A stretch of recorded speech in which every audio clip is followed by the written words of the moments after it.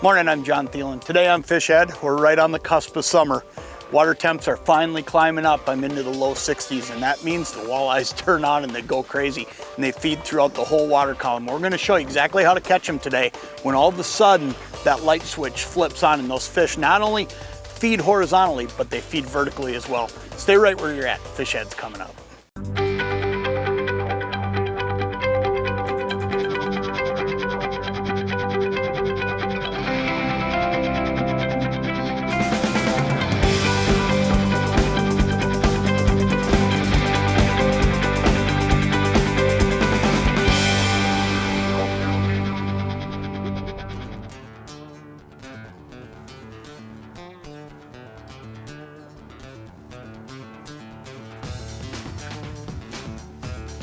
A lot of these fish that I'm getting today, oh, there he goes right there.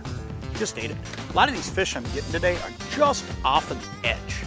They're just off the edge of this structure. So one of the things I do is I constantly try to keep my depth set for the top.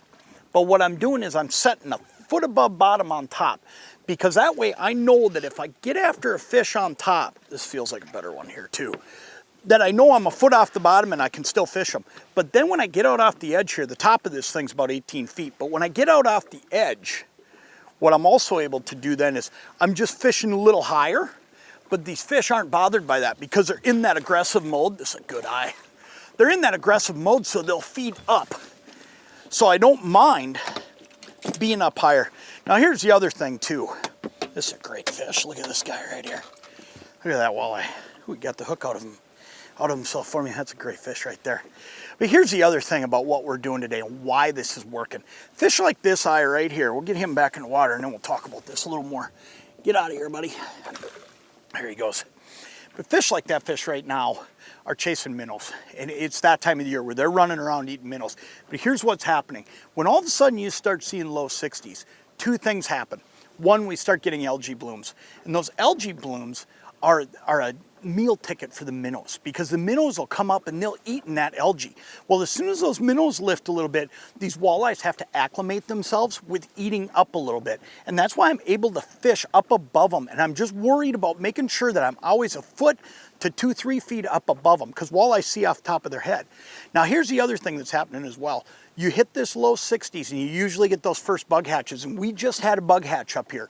Now you don't see the bug hatch today because it just finished up, but as those bugs all came up, all of a sudden the whole system started moving up to eat. And as soon as you get that situation going, as soon as these fish get used to coming up and eating, the water's warmer, they're more aggressive, but the big thing is the bait's moving up. The bait's moving up to eat. And once that bait moves up to eat, now the walleyes are gonna follow, because ultimately a walleye knows how to do two things: spawn, and that's long gone. I mean, that's a month and a half ago now, and eat. And now all they're gonna do through June is eat. June is probably my favorite time of the year to fish, because man, fish are aggressive. They're eating nonstop. They eat all day long, and they eat anywhere in the water column. They'll eat from the bottom all the way to the top. So you've got so many different options, and you've got aggressive fish that you're chasing.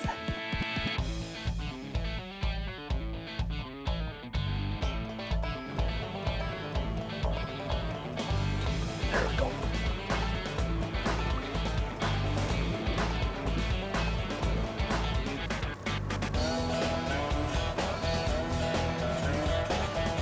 It's really nice if you can work against the wind like I am here, because I can just drive upwind after throwing on them fish. There he goes, he's already down, look at that. Then I can just hit that anchor lock, that spot lock, and then kill the motor, and that fish has already got it down. How aggressive do you think these fish are today, huh? Got them. That's what's so neat about fishing like this. Just the ability to get on fish fast and make them bite. Now let me tell you something. If I were setting up too shallow, or too deep, I mean, so too close to the bottom, a lot of these fish won't bite. If you drop it right in front of their nose, a lot of times they'll just look at it. But if you put it up above them and make them move, you can get them to eat. Because for the most part, walleyes, once they move, they're not gonna come racing up and say, nah, I don't think so, and go back down. I mean, you get them to move, and eyes like this one right here, they're gonna keep coming. They're gonna finish the deal. They're gonna eat, because ultimately, they saw that thing and they went straight into that feeding urge. And I mean, you can see what look at that. He has got that jig right in the side of his mouth. He came up to chomp on that thing, and it's another great eye. I suppose he's probably 19. What a great fish. It's just awesome. I want to show you a little bit of what I'm using here, because there is a trick to how we're doing this. One of the things, and probably the most important part of what I'm doing, I'm using a Thill float. These are the real deal. If you're going to buy a balsa float, there's a lot of different balsa floats on the market. This is the one, and I'm going to tell you why. Number one, if you look at the finish on a balsa float, on a Thill, you will see everything is finished perfectly. And what that means is that it's not going to leak water into that float and end up having a situation where it gets saturated and sinks. Number two, this Thill Pro Series has a brass grommet in the top, so the line just slides right through it. And it's really easy to see out there. I've got orange and yellow. It just stands out in the sunlight, and it does everything I need it to do. But the biggest thing is balsa, and this is the highest grade of balsa that you can use. Thill uses the highest end. Ultimately, it shows every bite, and yet because of its perfect buoyancy, that fish doesn't feel it. I have very seldom had a bobber go down today and come back up because these fish just flat out don't feel it. Okay, here's the other side of it. This is the Lindy jig. You know, we came out with these new Lindy jigs here a year ago. I'm just using a 16th ounce underneath here. Whole bunch of great colors, but the biggest thing about this, clean line tie-eye every single time. So if you want to change colors, it's really easy to tie a new one on. Like I said, this is 16th ounce. It looks 3D down there. It's got eyeballs on it. It just does everything you need. But the biggest, most important part of this is it's got a good solid hook. I mean, when you're looking at jigs, that's the number one thing you want to look at. Does it have a good solid hook? And then number two, what kind of paint job does it have? Is it going to hold up? And this jig, you look at it, I mean, I'm catching fish after fish, and there's not a nick on that paint. And like I said, that clean line tie-eye makes it really easy to tie it on.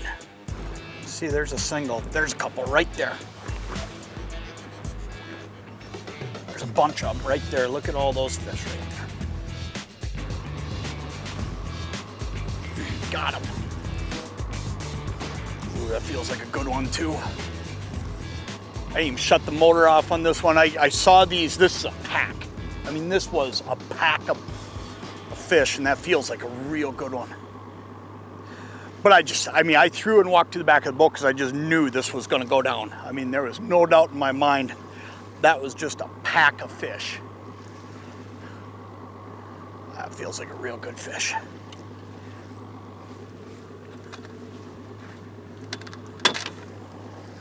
Oh yeah, nice walleye. Look at this one. Oh yeah, what a great fish. Look at that. Come here, buddy.